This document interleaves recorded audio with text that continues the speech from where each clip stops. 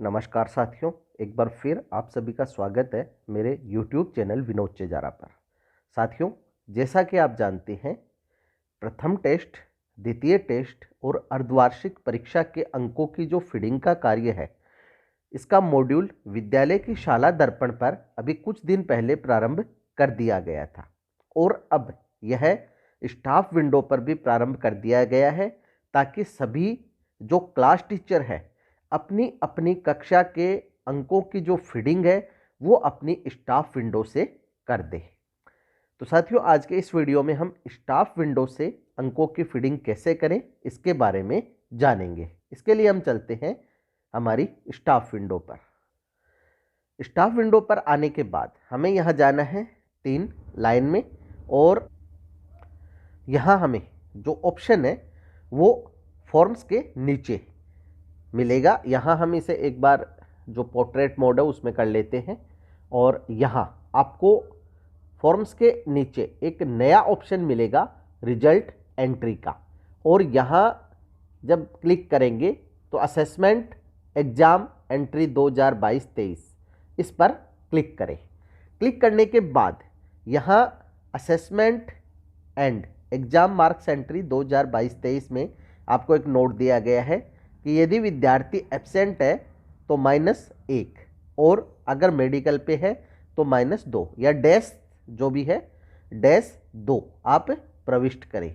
अब यहाँ हमारी क्लास अपने आप आ जाएगी, क्योंकि जैसे मैं 8वीं क्लास का क्लास टीचर हूँ तो आप जिस भी कक्षा के क्लास टीचर है वही क्लास आपके सामने आएगी। इसके बाद आपको सेक्शन और पैटर्न में साथियों आपको ध्यान रखना है, यहाँ आपको एक एक विषय की फीडिंग करनी है। अगर आप ऑल कर लेते हैं तो सभी विषय एक साथ आ जाते हैं, और जब आप सभी विषय एक साथ चढ़ा के सेव करते हैं टाइम आउट हो जाता है और आपकी मेहनत जो है बेकार हो जाती है, आपको दोबारा ये कार्य करना होता है। इसलिए आप एक एक विषय की एंट्री करें। तो जैसे हम सबसे पहले एक विषय सेलेक्ट कर लेते हैं। अब एग्ज़ाम, फर्स्ट टर्म एग्ज़ाम, तो फर्स्ट टेस्ट ये सेलेक्ट करके शो पे क्लिक करते हैं। यहाँ आप देख रहे हैं नंबर भरे हुए हैं। हमने जो विद्यालय की शाला दर्पण है उससे फर्स्ट टेस्ट के जो एग्ज़ाम है उसके जो मार्क्स है वो अपलोड कर दिए थे।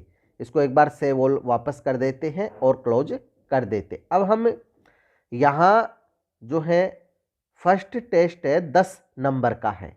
यहाँ साथियों जो एग्ज़ाम में मार्क्स को लेकर जो कन्फ्यूजन था वो भी अब दूर हो गया है। इस वीडियो में हम वो भी समझेंगे। अब वापस हमें यहाँ रीसेट पर क्लिक करना है और रीसेट पर क्लिक करने के बाद सेकंड टर्म एग्ज़ाम को सेलेक्ट करके शो पे क्लिक करना है। तो यहाँ हमें अब अंक भरने हैं, तो ये अंक हम भर देते हैं। सभी विद्यार्थियों के अंक हमने भर दिए हैं। अब हमें सेव ऑल पर क्लिक करना है। एड अपडेट सक्सेसफुली, ये डाटा सक्सेसफुली अपडेट हो गए हैं। अब वापस रीसेट पे क्लिक करके हाफ ईयरली एग्जाम सेलेक्ट करना है और शो पे क्लिक करना है। यहाँ साथियों आप देखेंगे कि जो 3 विषय है जिनका RKSMBK नहीं हुआ है, तो उन 3 विषयों में जो अंक विभाजन है वो अलग है, और जो RKSMBK के पेपर जिन 3 विषयों के हुए हैं हिंदी, अंग्रेजी और गणित, उनका अंक विभाजन अलग है। यहाँ हम विज्ञान की एंट्री कर रहे हैं, तो यहाँ आपको मौखिक और लिखित दोनों के जो मार्क्स है वो अपलोड करने हैं या चढ़ाने हैं। यह साथियों हमारे सामने है दिशा निर्देश प्रारंभिक शिक्षा पूर्णता प्रमाण पत्र परीक्षा कक्षा 8 के, जो कि अभी हाल ही में विभाग ने जारी किए। और यहाँ इन्होंने जो अंक विभाजन है, जो कि हमें सत्रांक निकालने हैं, उसका जो फार्मूला है वो भी दिया है। यहाँ आप देख सकते हैं कि सत्रांक निर्धारण के लिए बताया गया है कि RKSMBK 1 30 नंबर का, RKSMBK 2 जो कि अर्धवार्षिक परीक्षाओं के साथ हुआ है वो भी 30 नंबर का, और 40 नंबर का इनका अर्धवार्षिक का पेपर भी हुआ है।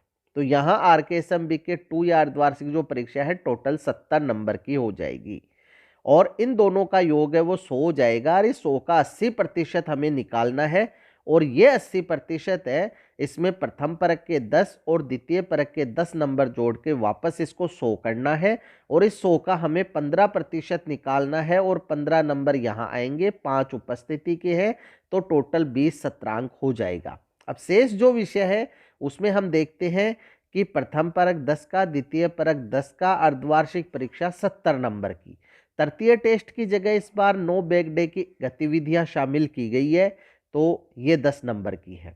अब यहाँ अर्धवार्षिक परीक्षा जो 70 नंबर की है इसमें 50 का तो जो है वो पेपर है और 20 की जो है वो मौखिक है। तो यह साथियों ओरल जो मौखिक है उसके हमें 20 में से नंबर चढ़ाने हैं और जो साइंस या लिखित जो परीक्षा है उसमें हमें 50 में से नंबर चढ़ाने हैं और बाकी जो 3 विषय है यानी कि हिंदी, गणित और अंग्रेजी उसमें 40 नंबर का है टोटल, तो 10 की तो मौखिक होगी और 40 जो है 40 नंबर में से 10 की तो मौखिक होगी और 30 की लिखित होगी। हम वो विषय भी निकाल कर देख लेते हैं। यहाँ जो सेलेक्ट है हम जो है हिंदी कर लेते हैं और शो पे क्लिक करते हैं। यहाँ हम देखेंगे कि हमने जो मार्क्स है वो चढ़ा दिए हैं।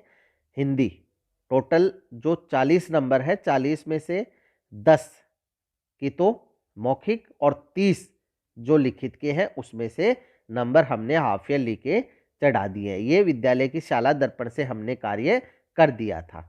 तो इस प्रकार से आप यहाँ जो अंक बार है वो चढ़ा सकते हैं। इसके साथ ही साथ यहाँ अभी आप देखेंगे कि Hindi, English, maths, SST, science optional में आपको सेलेक्ट करना है। फिर यहाँ थर्ड लैंग्वेज सेलेक्ट करनी होगी संस्कृत। तो संस्कृत सेलेक्ट करने के बाद जब आप शो पे क्लिक करेंगे तो यहाँ आपके जो मार्क्स चढ़ाने का जो ऑप्शन है वो आ जाएगा। इसी प्रकार जो बाकी विषय है जैसे संस्कृत के बाद हम देखते हैं ऑप्शनल के बाद हम देखते हैं अदर सब्जेक्ट। तो अदर सब्जेक्ट पे सेलेक्ट करके जब आप शो करेंगे तो अभी यहाँ कुछ भी नहीं आ रहा है। अदर सब्जेक्ट जैसे कि स्वास्थ्य शिक्षा, शारीरिक शिक्षा और SUPW और कला शिक्षा, तो इन 3 विषयों के जो नंबर है वो हमें केवल वार्षिक परीक्षा में एक साथ चढ़वाए जाएंगे, उनका केवल मूल्यांकन ही होगा। इसके अलावा साथियों यहाँ आपके क्लास नहीं आ रही है तो इसका मतलब यह है कि क्लास टीचर मैपिंग नहीं की है, तो विद्यालय की शाला दर्पण से क्लास टीचर मैपिंग करें। यहाँ सब्जेक्ट नहीं आ रहे हैं तो सब्जेक्ट टीचर मैपिंग करें। तो ये कार्य है आपको विद्यालय की शाला दर्पण से करने होंगे। साथियों यहाँ हमने विद्यालय की शाला दर्पण को लॉगिन कर लिया है और यहाँ हमें जाना है परिणाम टैब। यहाँ आपको परीक्षा परिणाम प्रविष्टियां जो ऑप्शन मिलता है इसमें आपको विषय अध्यापक मैपिंग, इस विषय अध्यापक मैपिंग में आप RKSMBK की अलग और फॉर और क्लास अलग कर सकते हैं। यहाँ RKSMBK की मैपिंग की हुई है ये आप चेक कर सकते हैं और फॉर ऑल क्लास में आपको जो है क्लास सेलेक्ट करनी होगी और फिर ये आपके सामने आ जाएगी। तो यहाँ हम देख रहे हैं कि ऑल क्लास भी जो मैपिंग है वो कर रखी है। अब यहाँ एक समस्या ये आ सकती है संस्कृत विषय को लेकर, तो इसके लिए साथियों आपको जाना होगा विद्यार्थी टैब में। विद्यार्थी टैब में आपको तृतीय भाषा और व्यावसायिक विषय प्रविष्टि प्रपत्र 7A मिलेगा, यहाँ आप क्लिक करें।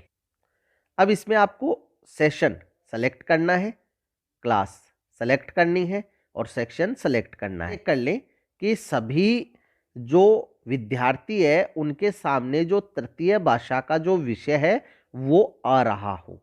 अगर नहीं आ रहा है तो यहाँ से सेलेक्ट करके सेव, तो ये सेव हो जाएगी। इसी प्रकार सभी कक्षाओं की आप चेक कर लें। कार्मिक टैब में ही साथियों आपको एक ऑप्शन और मिलेगा कक्षा अध्यापक मैपिंग। यहाँ से आप जो कक्षा अध्यापक की मैपिंग है वो कर सकते हैं। अब साथियों कुछ साथियों के सामने ये समस्या आ सकती है कि यहाँ जैसे हम देख रहे हैं क्लास सेलेक्ट नहीं हो रही है।